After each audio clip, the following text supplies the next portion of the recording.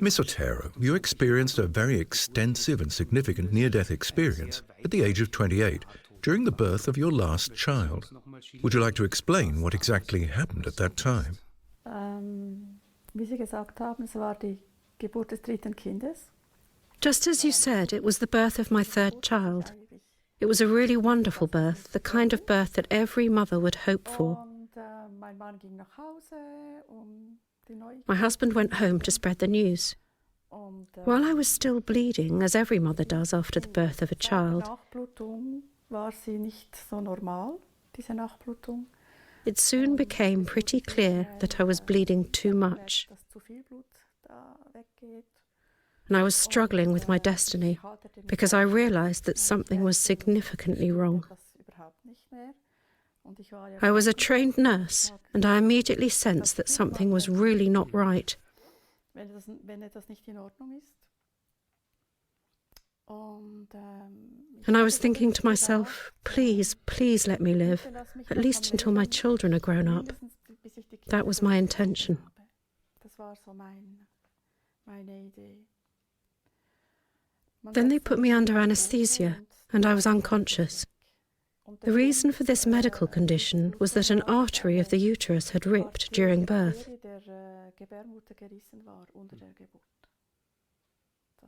That was the beginning of my story, of this huge experience. Then there was this moment when I realized I was letting go. The anesthesia, of course, played a part in it as well. I saw the room and the people in it for a short glimpse. That was not important to me. I felt a sense of movement, gliding away, in a darkness with a light at the end of it.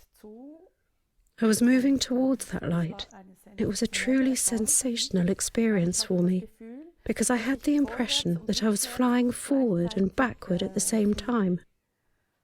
It was absolutely extraordinary, really wonderful.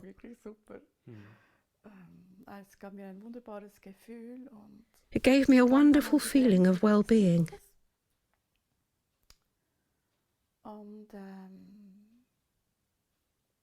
I suddenly reached the border of that light, and there I had an encounter with my grandfather. He had died as an old man when I was a child, but he seemed much younger than that when I met him. I suddenly realized that I was asking questions. And asking questions also meant getting the answers at the same time. It was all questions and answers all together at the same time. It was more an exchange of thoughts. I had the strong impression that it was an emotional exchange, coming straight from the heart.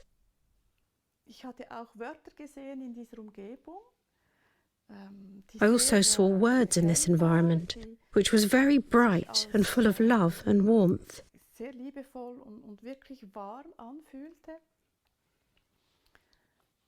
Those words were like flying saucers moving around in the universe. This was also a true highlight for me. And I realized that some words just passed me by, and others really went straight to my heart. I also felt that some words were coming out of my heart.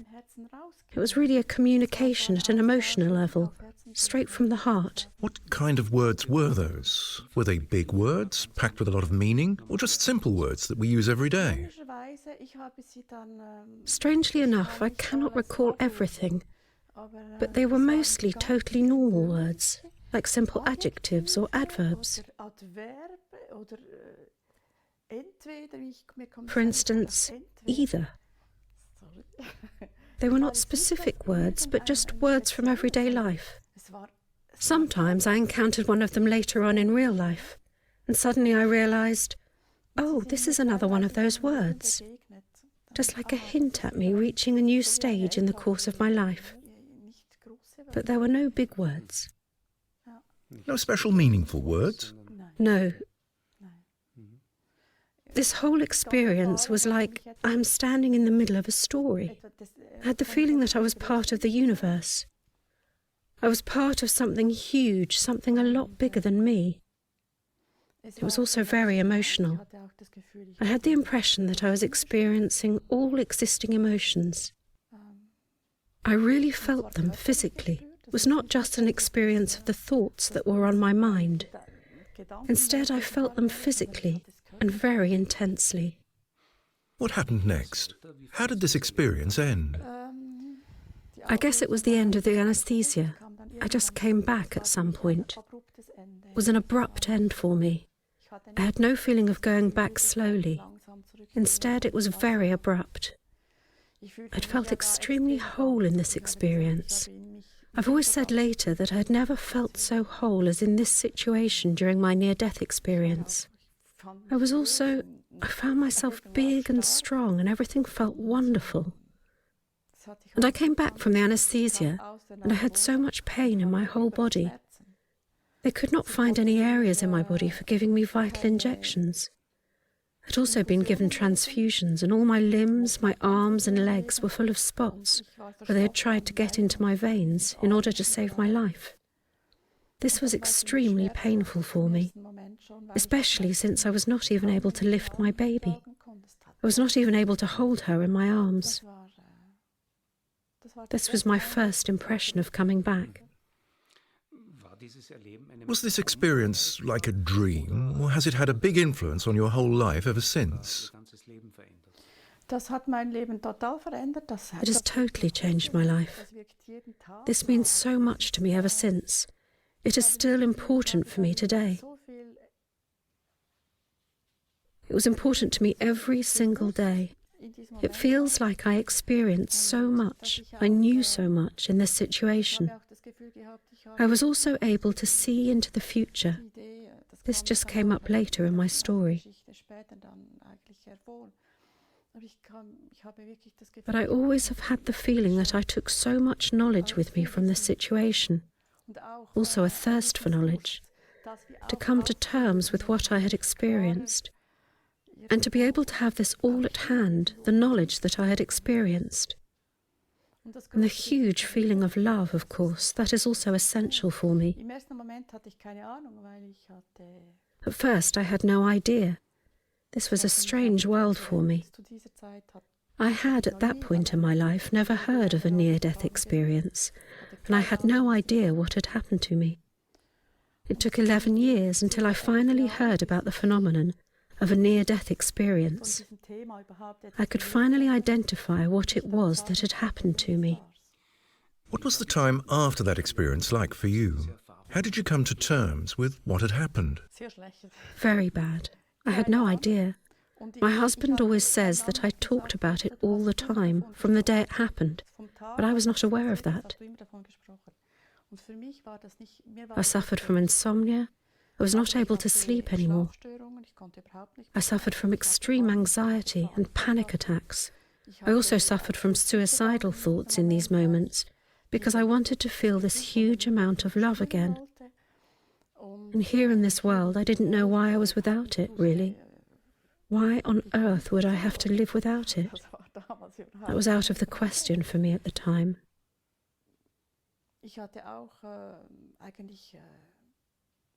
And I had no family support. I was absolutely alone with this idea. It's very hard for me. But at the same time, the pressure that I must raise my children well. This was the only thing that sometimes got me out of the whole situation. I had 3 little kids under 4 years of age. Not really any time to think about things. With your youngest daughter, you share another very important experience. After her birth, you repeatedly saw a visionary picture of a young woman that predicted a tragic fate. What did you see exactly? It was a picture of a young person, naked, lying on scattered newspaper. It was obvious that this young person had experienced violence. Lying in front of a wooden shelf. And I had the idea she was not found for a long time. I was not able to mentally classify this picture. I had the impression that I knew this person.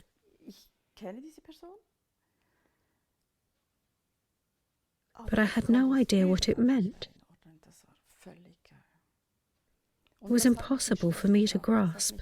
This picture put me under immense stress. As soon as the kids grew older, every time they went out, I panicked.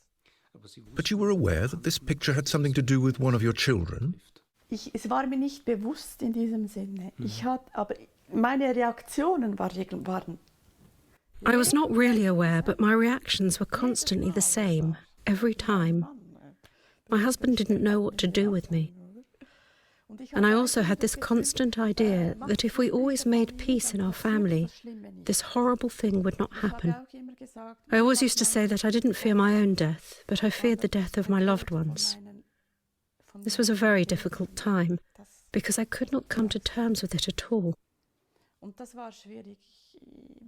Only 20 years later, when I saw the same scene in reality, I realized that I had foreseen this whole situation.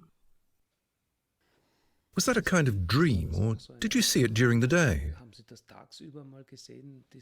Every time the children went out the door. So this picture was constantly present in your life. Yes, constantly.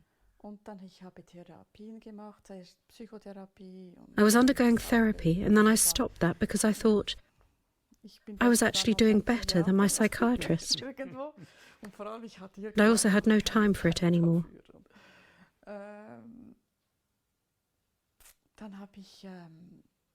And the older my children got, the worse it was. And they went out. Of course, children want freedom and they want to try out things.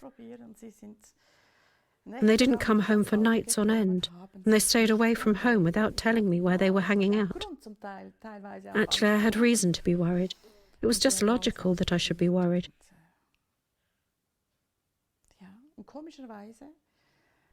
Strangely enough, I was the least worried for my youngest daughter. This is also remarkable. When your youngest daughter was 20 years old, this vision turned into reality. What happened exactly? Meine Tochter wollte in die Ferien fahren. Sie hatte, My daughter was going on holiday. 3 Tage zuvor. 3 days before, she had asked me, "Are you going to give me and a friend a ride to the airport in Geneva?" Zum Flughafen mit meinem Bekannten. She wanted to go to Barcelona. Barcelona was her favourite city. She lived there for 1 month. She used to go to school there, and she wanted to go back there. Sie wollte dort zurück. And I was tired and not in the mood to give her a ride. And so I said, "Maybe I will give you a ride if I feel like it. Otherwise you will have to take the train." Musst du den Zug nehmen. Und irgendso. But then later on I decided I had to drive her because I was thinking I need to talk to this new guy. Gesagt, weißt du, Because my daughter had informed me maybe she would stay for more than the 4 days planned. ich habe gesagt, nein, kommt nicht in Frage, dass du länger dort bleibst. Oder? Und And I was absolutely against that, so I thought, no doubt about it, I will take her to the airport. keine Frage. Und dann ruft mich dieser junge Mann. This young man called me half an hour early and told me he could not get in touch with my daughter. I'd actually tried to reach her as well the day before and could not get hold of her. This was actually a bit weird because she was very communicative and she always called back.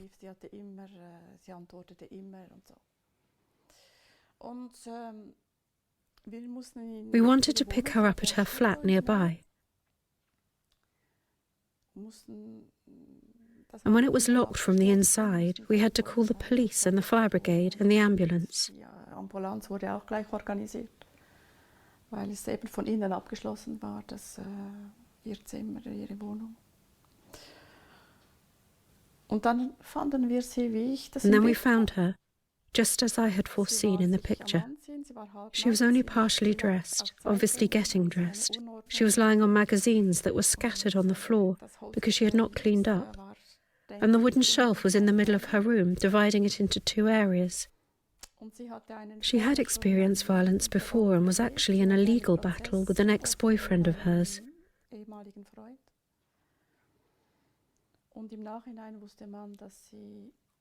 And afterwards we found out that she had been lying there for 23 hours before she was found. was a really long time for her situation. She was resuscitated and taken to the hospital in Bern. She had suffered from a brain hemorrhage because of an abnormality in her brain that nobody was aware of. That moment when I saw her lying there, just as I had foreseen in this picture, for 20 years, I really felt as if a knot had been undone. It was really a picture of black and white for 20 years, and then the same scene in full colour suddenly. That is how it was. It was really absolutely identical. Hatten Sie das Gefühl, dass nach diesem Ereignis mit Ihrer Tochter noch... Was it possible for you to have any contact with your daughter after her death? Mentally or in dreams, in any way? Das war sehr intensiv. Weil, Yes, this was very intense. Stories exist that were really special. Erstens mal, es war ja für uns eine absolut überraschende Situation, oder? First of all, it was for all of us a very surprising situation. For me, it was also the question as to what I should do with this experience. Because the picture I had been constantly aware of had become reality. This was a huge relief for me on the one hand, but it didn't take away my grief. I can't say that the death of my daughter was a huge relief for me. No. On the one hand, yes, it was a relief from that stressful situation I had been in for 20 years. I knew this was lifted from my chest. But this was a new dilemma for me. This was very unique. Das war schon speziell. Und zu Ihrer Frage, ja, ich hatte da Geschichten, das war unglaublich. Ja. Sie ist mir sehr präsent gewesen. There were stories that were unbelievable. She was very present for me in the beginning. She was with us when we cleaned out her room. We had a ritual that we performed to clean her room. When I felt her presence,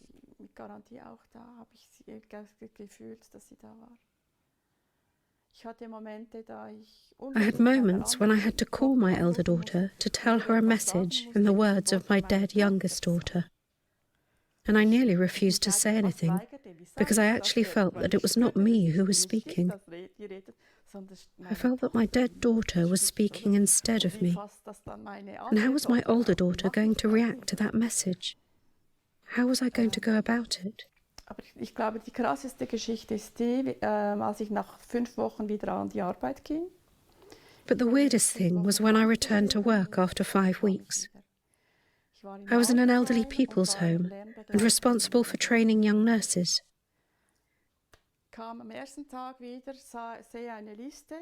There was a list with names and I found a new young woman on it, with the same first name as my dead daughter, Janine, and she was not on the list before. She had just come in after the death of my daughter. She also used to know my dead daughter when they were in preschool and in elementary school together. They were not close friends, but they knew each other. The thing was, they used the same kind of makeup. They had the same haircut.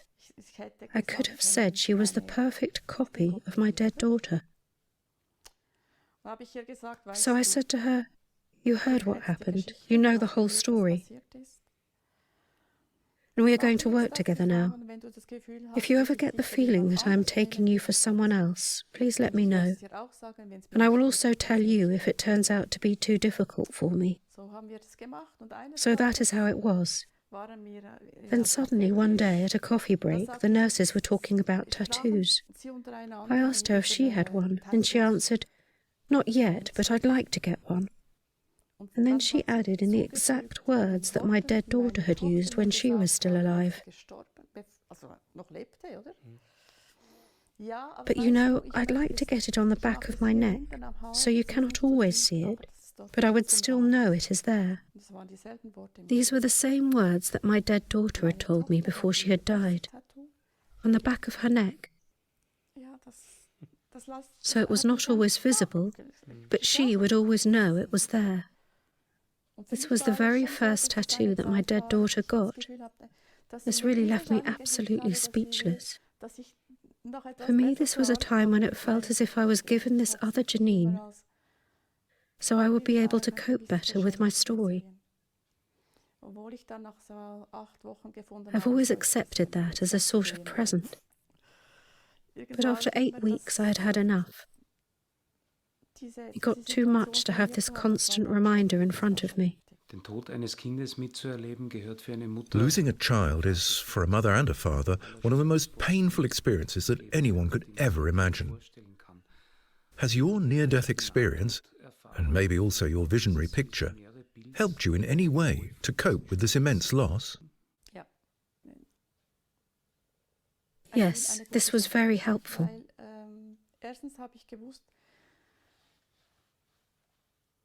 First of all, I knew that it feels good to die, that it means I was immersed in love. And I asked myself, who am I going to give my child to? Into whose hands?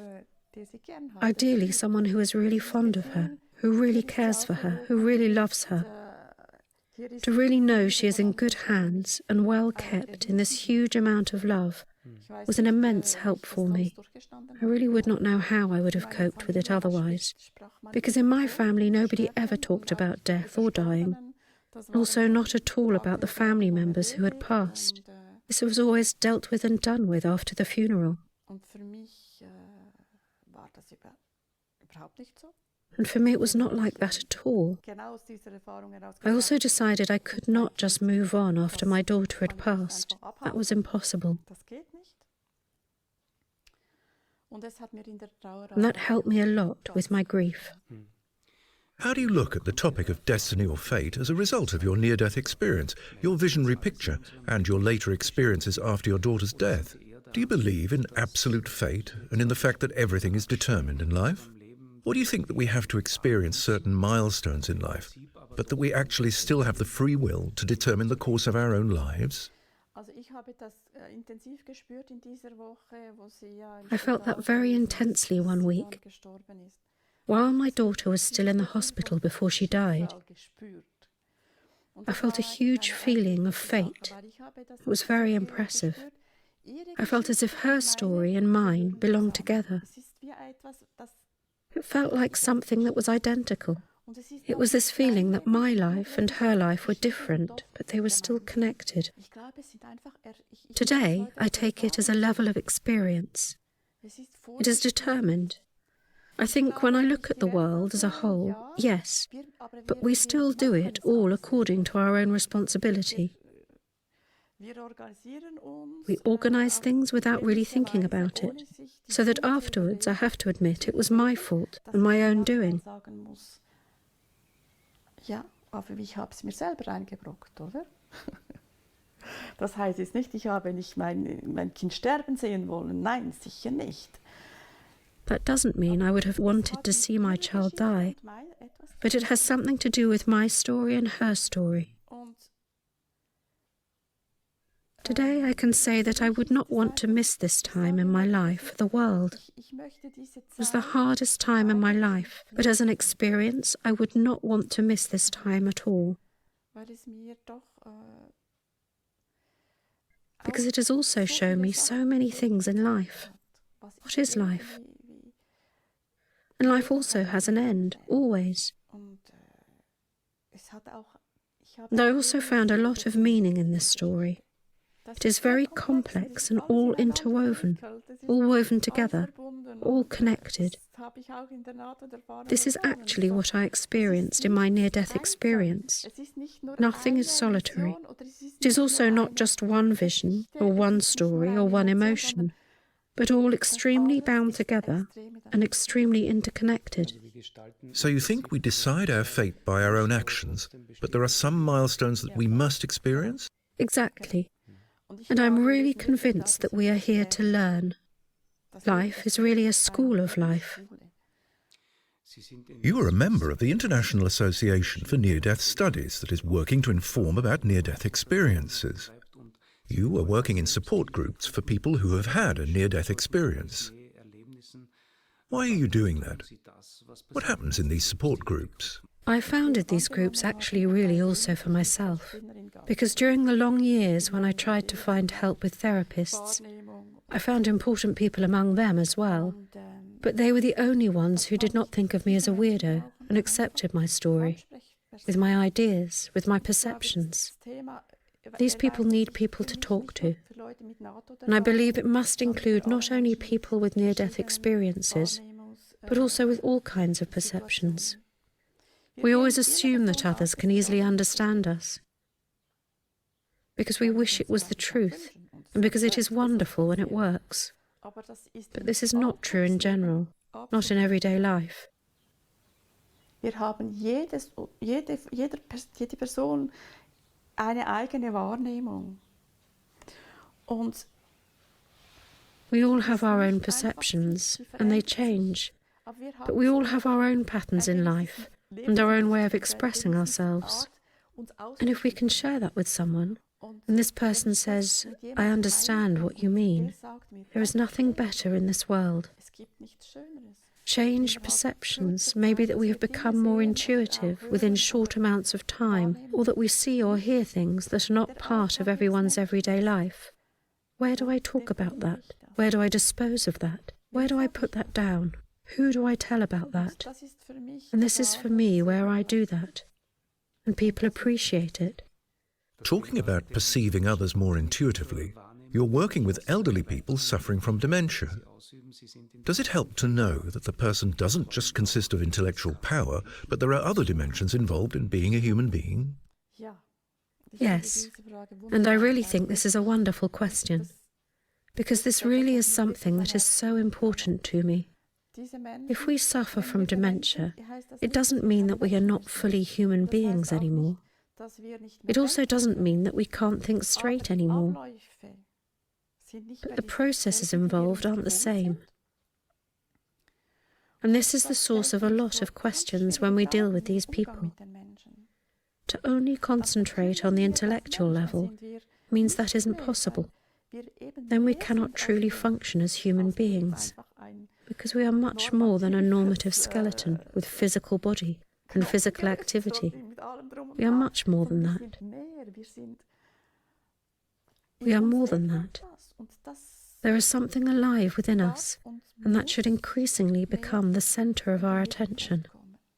Suffering from dementia means losing all intellectual abilities over time. Are you able to see the person behind this process, and can you actually sometimes reach this person? Actually, I think this is one of my strengths. I've already worked as a physical therapist and as a registered nurse. And yes, I was able to do that. Listening is always the start of every communication, and not knowing from the beginning what exactly ought to happen. This is so important for these people. To give them room to express themselves, if only as the touch of a hand. I've spent hours just holding people's hands. I was simply there. And I've also heard the worst life stories of people suffering from dementia.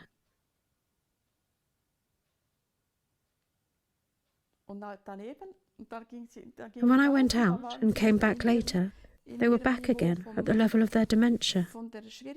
But certain things are still present. And I think we should not just identify with a theory. They all have stories, and those stories have shaped us all our lives. And maybe this is the reason why they started to suffer from dementia, because they had no one to listen to them. Fear of death and dying is not just a topic in the care of elderly people. It might concern everyone. From your point of view, have you found a way to conquer that fear? I think it's a topic that concerns us all our lives. This is the way I feel about it. Getting rid of fear is wonderful in every situation. I wish people had a little less fear in this world.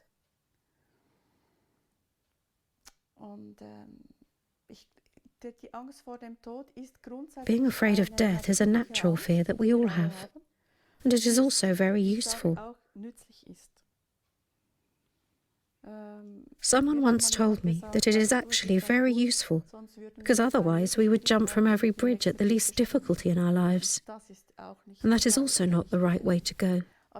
But I think we must embrace the difficulties in our lives a lot more. There is no highway in our lives. There are obstacles in our way. There are blockades and hurdles and all kinds of difficulties. And there are celebrations and joyful moments. All that is part of our lives, of every life. Sometimes I get the impression that we would like to throw all our difficulties overboard and get rid of them quickly. No, the more I can include these difficulties, embrace those difficulties as part of this life, the less I am afraid of death. Umso weniger habe ich Angst vor dem Sterben. Because a lot of anxieties are already dealt with and have evaporated. I think this is possible for everyone, but it is not an easy path. Miss Otero, I wish you a lot of success with your work for the times to come, and I thank you so much for your precious input.